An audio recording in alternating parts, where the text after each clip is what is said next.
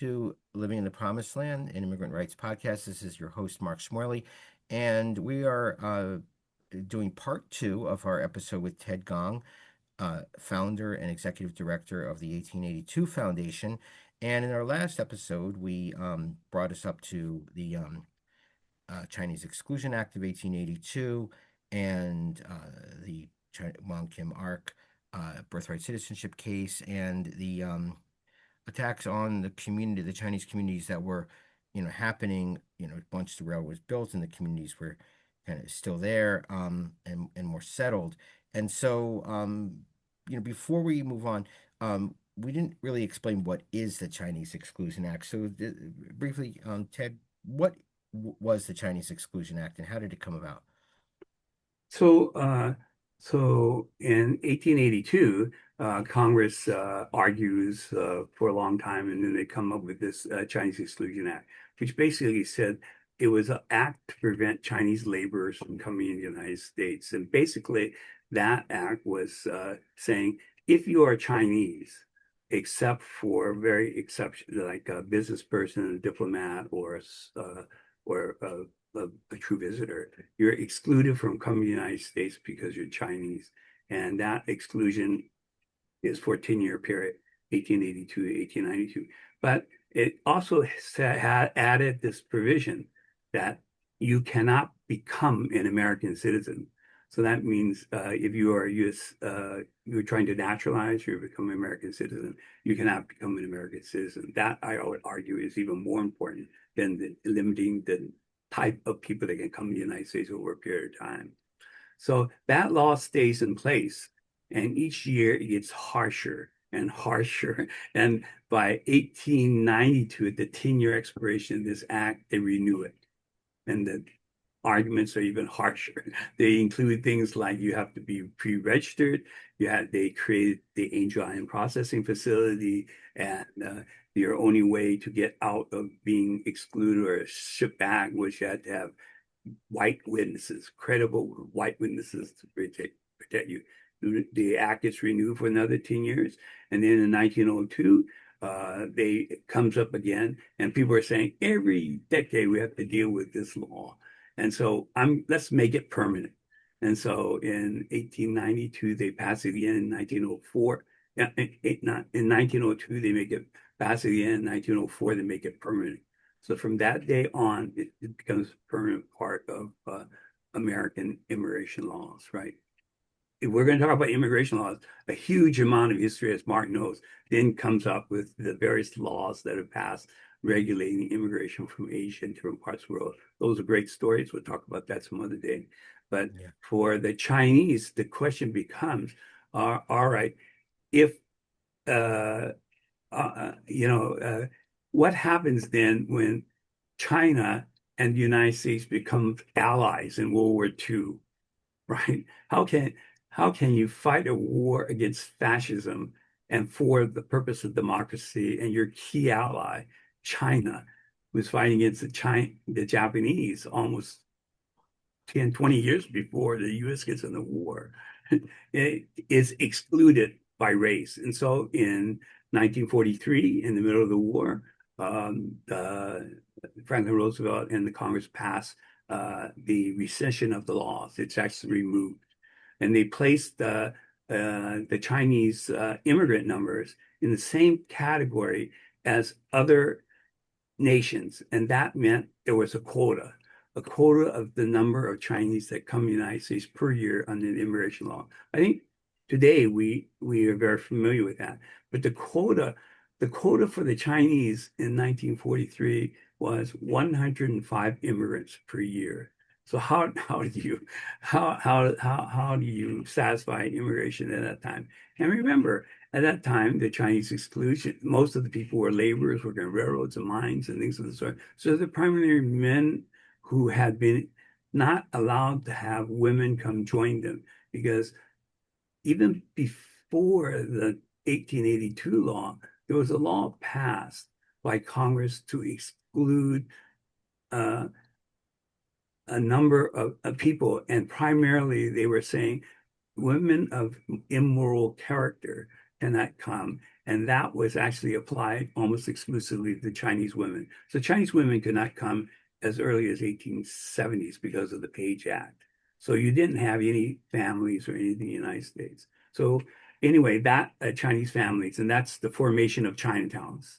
And Chinatowns were formed largely in reaction to, after the 1882 laws passed, all the local jurisdictions that are passing all kinds of anti-Chinese laws and confiscating things, where they have vigilante committees driving Chinese away from the communities. They are basically legitimized. Their laws are legitimized, and they can go after the Chinese population more so. They can't drive everybody out of San Francisco, but they can certainly drive everybody out of Truckee, Colfax, and different places along the way, right? So, and they do that at different levels of success. So the consequences of the laws are not just that there's a prohibition from you coming, your Chinese from coming to the United States or replenishing the Chinese population, but you condemn the people that are there in China to from China in the United States to bachelor communities, right? You don't have, they can't form families easily, and they can't marry. There are local law, many local laws have anti-miscegenation laws, which you can't marry non-Chinese. You can't testify against whites. All those Yeah. things which you think belong simply to the Jim Crow period in the South apply to the Chinese at that period of time. So keep that in mind. Eventually, the ability to get rid of those laws has as much to do with the civil rights movements in the 1950s and 60s as it does to anything that was directly related to Chinese. So that intertwining of the history and consequences between whites and non-whites throughout American history is very related, and we have to keep that in mind. Uh, Yeah, I mean, there's so many, because I know, like at the turn of the century, you had, one of the presidents that era. I mean, you know, uh, the current president has a few heroes, and he understands a bit of their legacy. Andrew Jackson, being the main one, who was, the most racist president probably from what he said and did, and also his, you know, just basically he's the architect of genocide as much as any president was of Native Americans and pushing them out, and also Roosevelt and McKinley. McKinley had his tariffs, but Roosevelt, the the second part of the doctrine of the Americas, but also Roosevelt was weirdly, first at the time, seen as a bit of a racial liberal or radical, because he favored the Japanese over the Russians, because he was, like Trump, sort of enamored by their toughness and all of that, and he viewed China, which had been occupied by England and wars, and as weak. And his racism against Chinese was strong, but Japanese, he kind of cut into some exceptions to their laws, and signed the making the Chinese Exclusion Act stronger. And then in the 40s, it sort of reversed. So it's I mean, not that foreign policy dictates, because race really does, but it's just how it fits into it is kind of an interesting concept. And so there we are with with the situation, the civil rights movement, and we know, there's all kinds of you know issues in the community today, and still, and so, you retired, you worked for the government, you retired, and you decided, instead of going fishing and uh, hanging out all the time, you were going to start an organization. And well, so what happened with that? Well, tell us about this starting and why. And I probably should have spent more time learning how to fish so I could go do some fishing. But, but I the know. so I was an immigration officer before I retired, and I've always dealt with immigration laws and the history of immigration laws and different policies that have emerged out of from I can remember the 1970 changes, right? Back when immigration officials had perspective, and you had a library, the Immigration Yeah, Service had a great library, and you know, um, yeah, totally. I was saying that this is another topic, but I just sort of say it in passing, is that immigration officers from the time that I've known them, from when I've developed with them, they were reasonable people, like this. And I think one of the issues now is that not many of the laws that are being applied now, either in Minnesota or even the search list warrant type stuff, that's not new, actually. That has been around before. What is new is the viciousness by which they're being implemented, I think. And that's something that we should think about. But when the Chinese laws are passed and you have all this expulsions and the driving out and so forth, it is not just the physical removal of the people from where they were and the preventing of the more Chinese from adding to it is also trying to remove or erase or render invisible the whole history of their contributions to the building of the United States. Now, you have to remember the Transcontinental Railroad was one of three national legislations that Abraham Lincoln promoted as essential for the building of America as a national, international power. And that included the Homestead Act, the Lands Grant Act, and then the Pacific Railroad Act. Those three. Now, they created all kinds of other problems too. They created things like, driving out of Native Americans along the way as you're homesteading. It created problems with, say, robber barons and things of this sort. But without those three and Abraham Lincoln's vision, you really have to think how critical those three things have been for the building of the American nation as an international power as we kind of understand it today. There's so much you can talk about in that right, economically, commercially, psychologically, and so forth. And so anyway, I just added that perspective. Yeah, no, it's But important. but what's going on now is as we begin to realize that, you know, that it's sort of like Martin Luther King often quoted saying that the moral story arc is long, but it tends toward justice. And that's sort of like what we can say. Benjamin Franklin talked about excluding people in Pennsylvania in the 70s. And then we have this. But what sustains this is the ability that we can go to Congress and ask them, can you review this and make amends? What other country is allowed to do that sort of stuff? So we keep that in mind, right? And so what we're trying to do is not only recognize or bring back the stories that are part of our history. So these are inherent parts of our history. In California, the textbooks have 2 or 3 pages on the Donner Party. But the Donner Party crossing the Sierra Nevada mountains and what that means in the pioneering spirit that builds the American country is actually not that far away from where the tunnel is created, right? Hmm. That we talked about before. You can almost see the site where you could see where the Donner Party got stuck. Ironically, there is a picnic spot there. It's called the Donner Picnic Site. Hmm. Anyway, that's not anyway. But the purpose is how do you bring back to visibility that history so that all of us can take stock of the fact that I am a laborer and I was involved in the building of the Transcontinental Railroad. That's a monument, not just for the Chinese who made up the 80% or 90% of the construction of the tunnel, but it also is a testament to President Lincoln's foresight. It's a testament to the engineers that came in. It's a testament to all the people that were able to.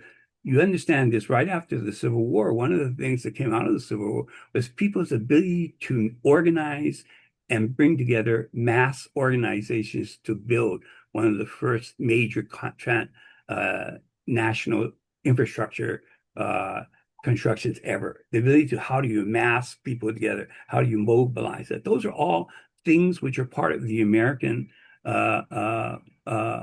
spirit, American skills that we've had over the years. And that all comes together because of our ability to work with immigrants, to ability to mobilize and promote them, to keep them going and so forth like that.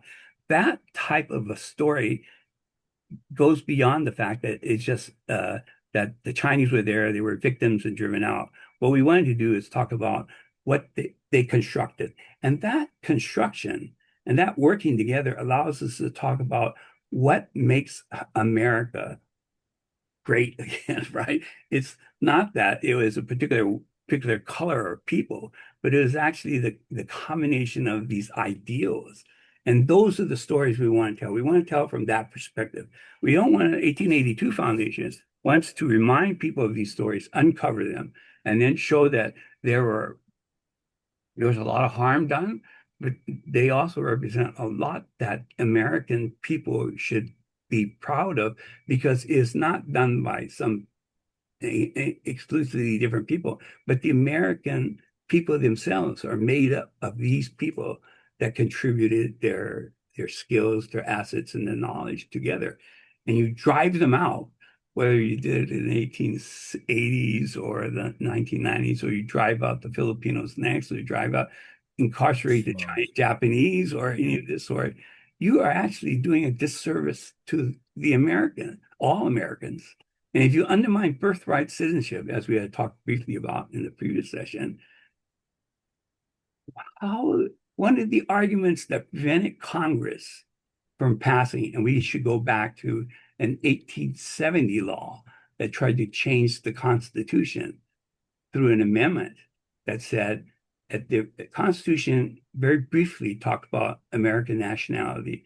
And they basically had one sentence or a pronouncement that says something like, if you are a free white male of good character, you can become a citizen. Uh, we can talk about the male some another section, Yes. but basically what Congress was doing right after the Civil War was saying, how do I make sure that all our federal laws and the Constitution are abide or consistent with the 14th, 15th Amendment, the 15th Amendment, and so forth. And an amendment was passed. An amendment was drafted and was about to be considered for passage that said that passage, free white men can become citizens. Let's just take out the adjective white. That was what that law tried to do. That law was almost ready to pass. It was, I don't know if the committee had already approved, but it had already was that was what they were trying to do. And it was stopped because largely Senator Stewart from Nevada, which had two editorial you know Newspapers. votes, right? Yeah. Electoral Well, votes at that the vote. time. And Yeah. in those period at that time, 1870s to 80s and 90s, the Reconstruction is going on. And it's very obvious that the elections are very tight. And the Yes. thing that's going to make the difference is California and Oregon. And the anti-Chinese sentiments are in the West Coast, California, Oregon, and Nevada, right? So when the Democrats and Republicans trying to figure out how to make sure we got all the of those 4 or 5 elections that occurred in the period, 2 of them were the same that we've seen before. The popular vote was different from the electoral vote. That's how close these elections were. So then Yeah. the Stewart was able to say, I will not accept that. He refused to have it. So, and instead, Congress passed something that said free white men can become American citizens and African Americans freed, and some words to those effect. And then they basically said, well, and the reason was Stewart came forth in the Senate and says, if you pass what Sumner, the Massachusetts senator, was trying to pass, is if you take that word out, white, that would mean that Chinese can become citizens. He actually has that in the record. Right? Chinese can become citizens. And if that happens, he states later on, is that had that happened, we would probably never have had the Chinese Exclusion Act, right? But there was, And Sumner famously was the in the Senate, the leader of the abolition movement, and was mhm, famously caned. mhm, People remember that history book. He was caned by a congressman from Alabama yeah, because he defamed the people of Alabama by calling out slavery. And Sumner was a very powerful senator.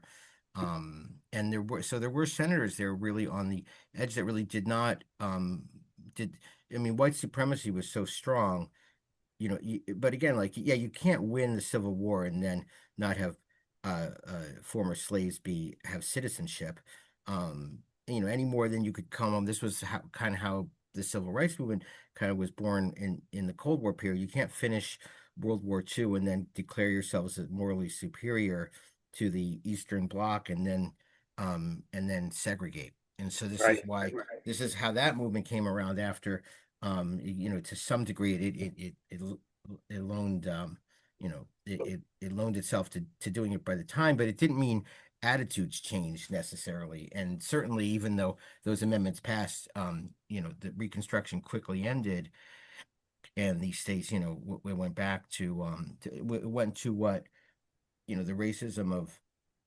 slavery Yeah. So then affected all the you have Northern. all the problems in the South Yeah. that isn't resolved into the 50s and 60s and civil rights movement. And even then, people say one of the reasons we're in the situation right now is that we have to have this second Reconstruction, right? But the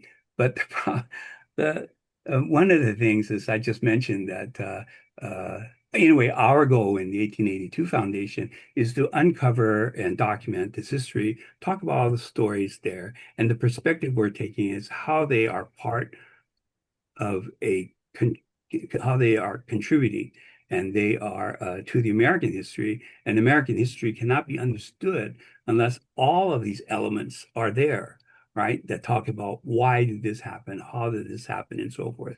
And so that's what we want to do. So we want to talk about stories that were erased, bring them up to like the Transcontinental Road. I would argue that if you think that it is be great to go to Promontory Point because that's where the two trains came together in Utah near Salt Lake City.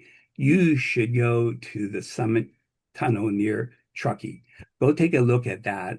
And one walk through or one touching of that tunnel. And there's 15, but there's the ones that we're looking at, 6, 7, and 8. Just touch it and feel the granite and just remember Mm. how many people built this thing as a monument that to Chinese laborers and so forth. That is something that is amazing. And it's only this year, or last year, December 2024, that we were able, and that's one of the things we did in the 1882 Foundation. We're trying to find things that we can become permanent markers that remind us, not just the textbook, but the monuments that will remind us of the greatness of the various peoples that contribute to the United States. And the tunnel was one. And it was not till December 2024 that that tunnel and that site where the Chinese railroad workers lived for 2 years was made into a National Historic Landmark. That to me is amazing. Before that time, there was not even a state plaque, not even a county plaque. And that's where Wow. Truckee thing where your friend was reading about what happened Yeah. here is some local person who put some historical marker there. But there is no state honoring that place or a county honoring that place until we got the National Historic Department of Interior, and that made into National Historic Landmark, should be a monument. But there are other places along the way and other people that we would like to be able to remember, whether they are honored in the form of, say, getting a Congressional Gold Medal, like some people who fought in Korea, or some of the people that might have fought as early as the Civil War, or that sort of thing. Most recently, some of the people that have been forgotten, either because they weren't well known or because of the way that we tended to favor we tended to disfavor blacks or other brown, Hispanics or other people from getting that same award, that recognition. And each of those national awards make a difference. They help us support the textbooks and the things that we try to teach in our classrooms. But certainly, the national monument at the Summit Tunnel near Lake Tahoe, just nearby Truckee, you should go see and understand how important that was to the construction of the United States. One of the other persons that we really want to recognize is we talk about the free white men type thing and the separation of Chinatown communities and so forth.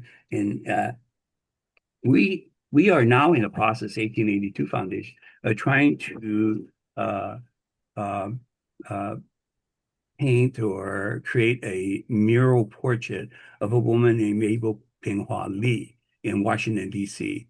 And that is going to be, we're going to try to build it right next to a Chinatown Main Street where the archway is. If you're just Yes. and so, So for those of us that are from around or aren't from DC, Chinatown in Washington DC is pretty small. It's maybe two blocks one way, two blocks another, more or less, and it's been heavily encroached in the last bunch of years. It's right near the arena, the basketball, hockey, the big arena, and so there are many, much of uh there really are no more Chinese groceries there.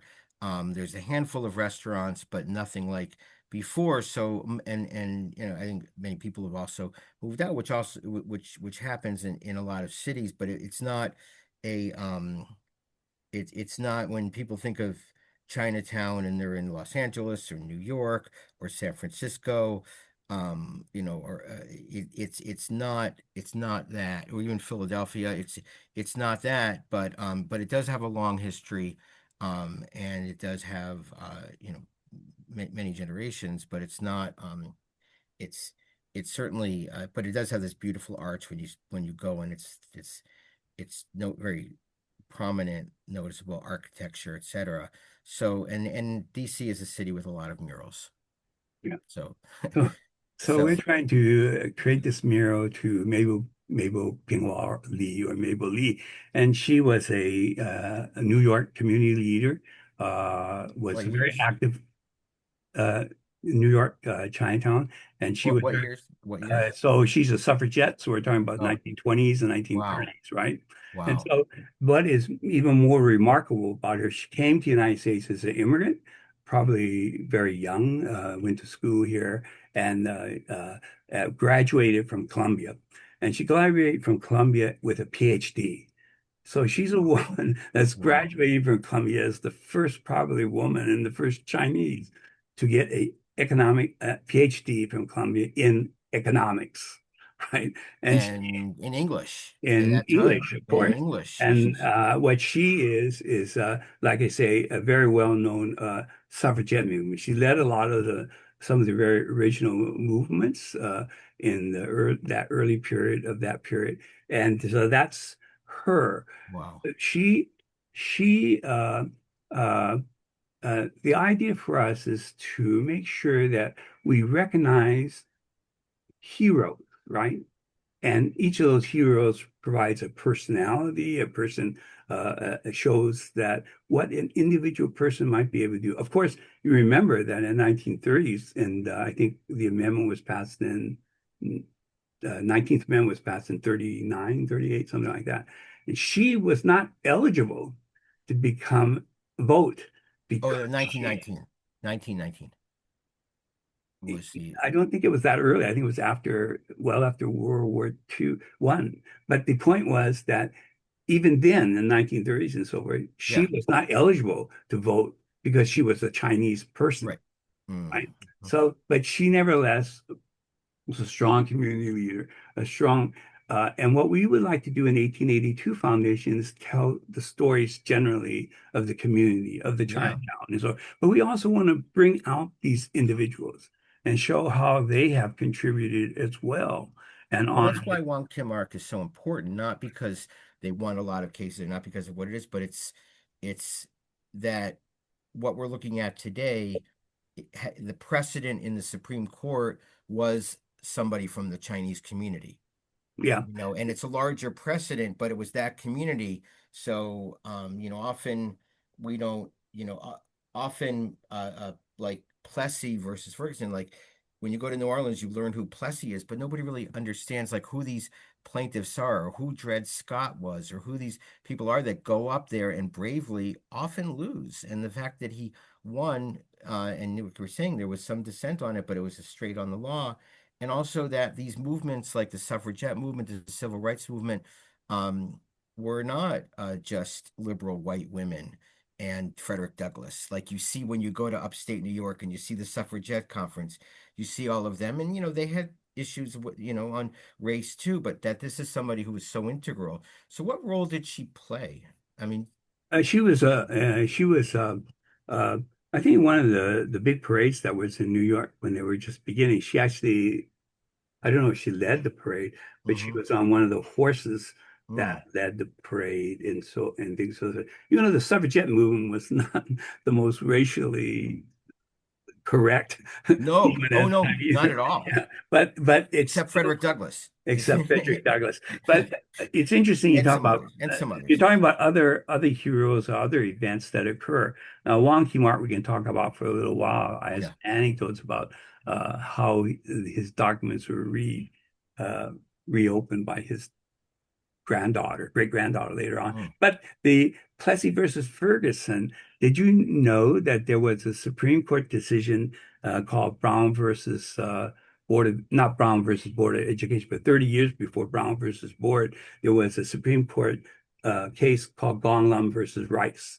And that was a case of a Chinese girl growing up in Mississippi, and they wanted to go to a white school Yes, in Rice School District. Any case, or the things. And so that case went to the Supreme Court, yes. and uh, the Supreme Court ruled against it. They ruled against them, the state The Supreme Court, and then the Supreme Court both ruled against it. They cited Plessy versus Ferguson because yes, Plessy meant that if you could be basically separately if you're equal. equal, you can do it. But in the case, and so they say there is a school that Gong Lam's daughter can go to, and that is this school district in the Black District.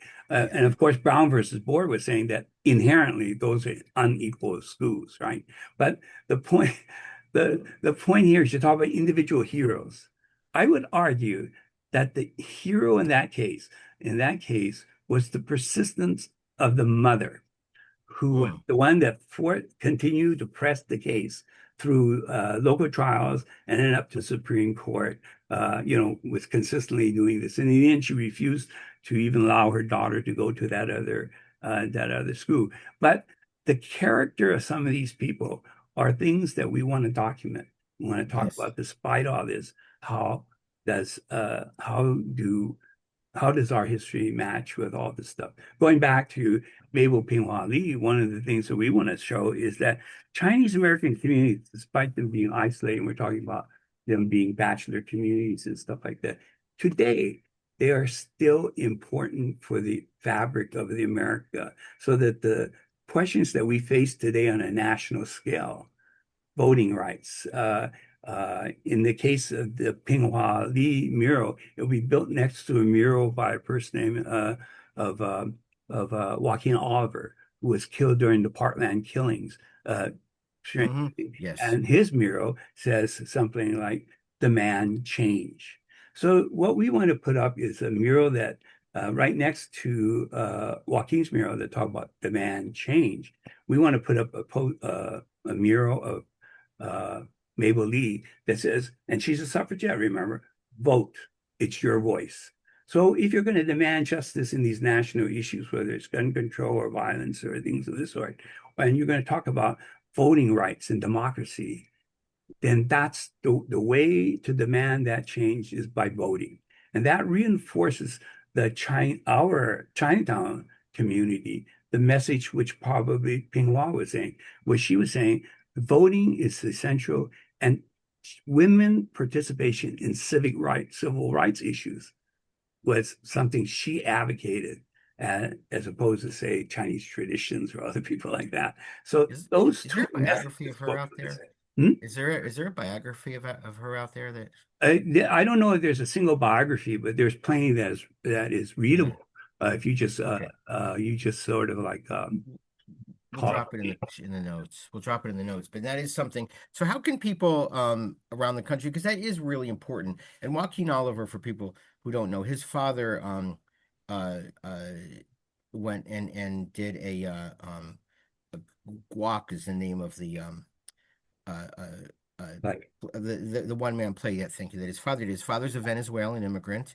He did everything to bring his kids to the United States, and his son was assassinated at school, murdered and a lot of school. I mean, school shootings are very they're everywhere, all different classes. We've seen that, but we have seen, especially in Texas and all that, immigrant communities um concentrated, whatever that might be, but the shootings can be um centered there, and so his father is doing a one-man play to keep his memory alive and who he was as a person, as his own therapy. And I think for communities, Chinese Americans in the United States, to just, well, there was this Exclusion Act, but no, there was this person in the suffragette movement, and who would have had support in the community, and it leads to more questions. And one of the things that uh, we've all been deprived of the ability to have solidarity.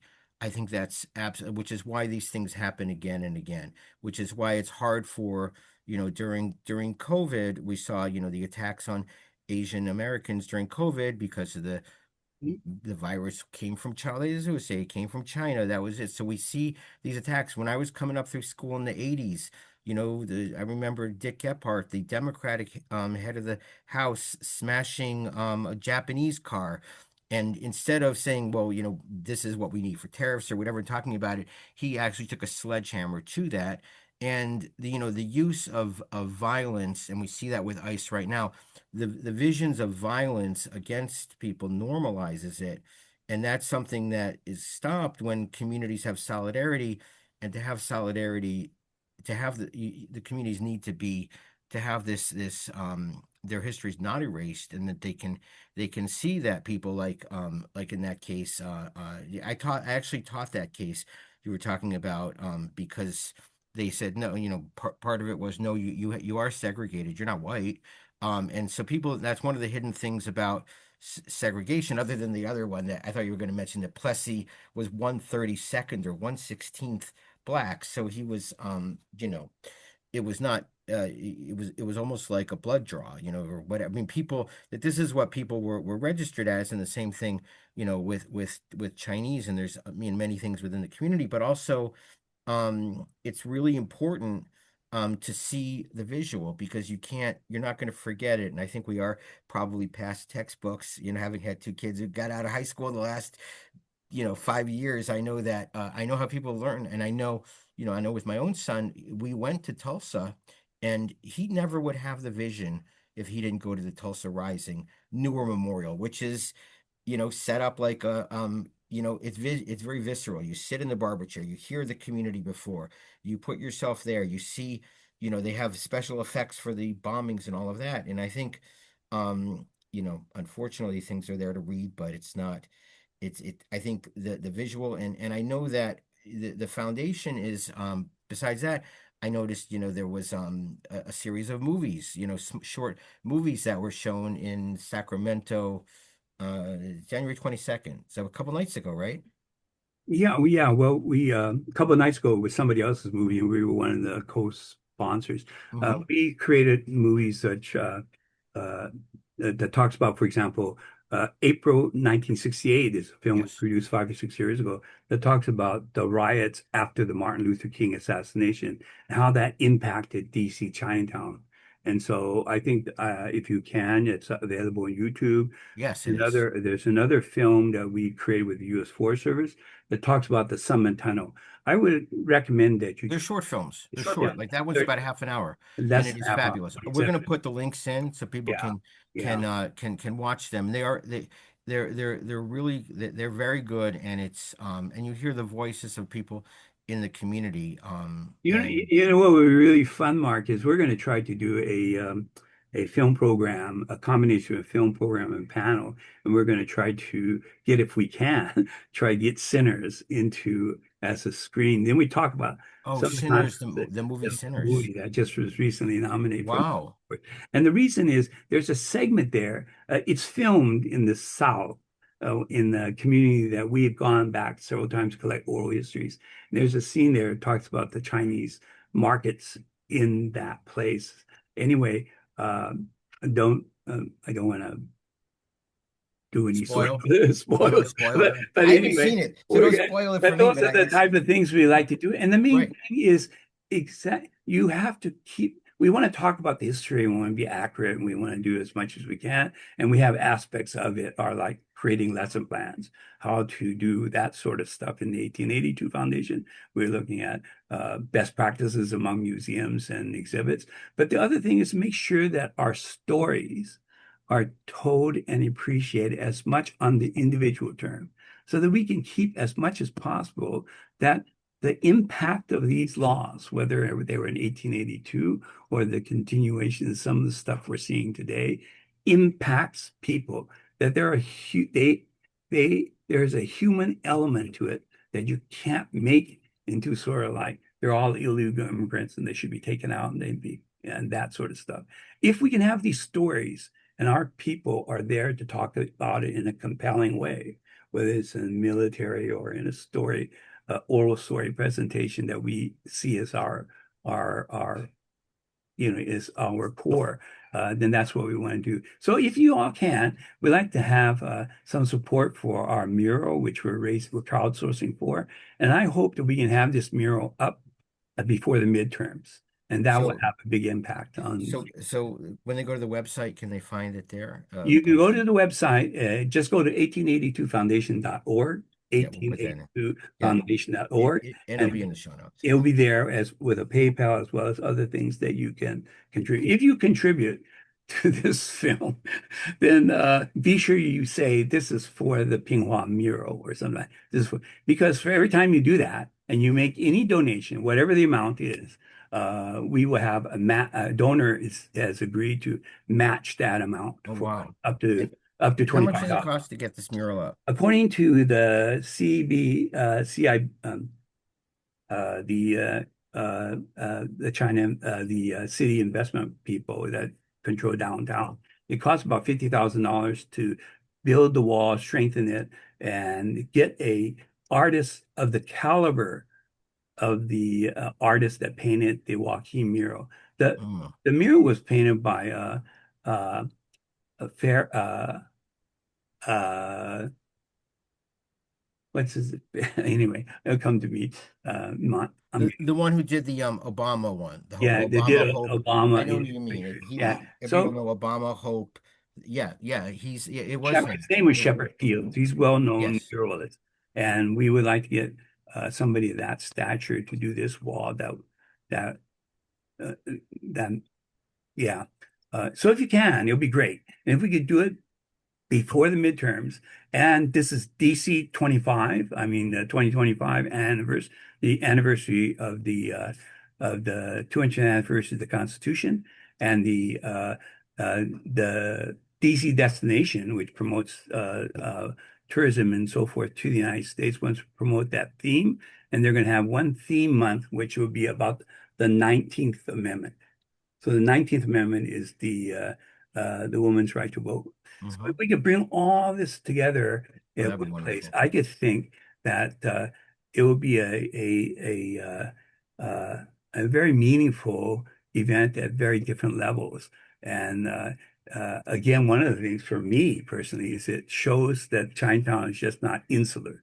It is involved and engaged in American issues. And I think there is probably no more important time than for us to come together and demonstrate our support for democracy and voting as it is this year. Yes. All right. Well, Ted, thank you so much. There's so much here. We're gonna have a long list of show notes. We're gonna put and I do t folks can look on the website and I the movies were shown at a library in Sacramento, so I couldn't go, but they are you can find them in various other platforms. There were three movies locally but uh local Chinese community movies and well produced. Maybe you might find them on YouTube. You might find them. They are on YouTube. They're all Both on YouTube. the Legacy of Summit Tunnel one and April 1968 are on Oh YouTube. yeah, those are. The one about the restaurant, and I forgot the name of that from the other night. That was I don't know if that was, but certainly April 1968, I think it's kind of gripping. I mean, I it, it took me a while to watch it because I didn't want to, every time I had to get up to get, food or whatever, I didn't want to leave it because it really was, they're concise, they're very good. They're not, you're not watching a Ken Burns 20-hour, the Chinese Americans, but it's great also if he did that. And also I would recommend there's a book, just as people will know. I mean, I've done this when I've done like immigration trivia. 1/3 of Wyoming was Chinese at this time because of the railroad, and now people don't know like who's living, in states we think of certain ways, and so nobody thinks of the Chinese in Mississippi, but the Lewin, I forget his first name, but he wrote the book Lies Your Teacher Taught Your Kindergarten Teacher Taught Lies You Learned in Kindergarten, Lies Your Teacher Told You, and he writes about roadside things. And I've actually been on a show with him, and he's local here. He's fabulous writer, and he taught in a black school, a black university uh, in Mississippi, and he wrote a book about the Chinese in Mississippi. And it's people don't, we don't think, and so we see and hear these things, and certainly those communities were very, very big throughout the country and throughout the South, and their contributions to their states, their communities, and in the case of the mural, to the nation are huge. So, Ted, thank you so much for coming on. We've beaten the blizzard that's gonna sink us tonight, we say. So, and I'm glad that you didn't learn to fish, and I think a lot of people are. So, one day you will, but you have this, once that mural is up, I really look forward to seeing it. So, we'll put it in the show notes, and you have a great rest of the day. You too. Thank you so much for this chance to just say a few words. Yes, okay, thank you. Take care. And again, this is Living in the Promised Land, and I want to thank uh, producer Stephanie Buatois and Jeff Barsky and Pete Kovitz for the music, uh, the intro and outro music. And thanks again, Ted Gong. Bye.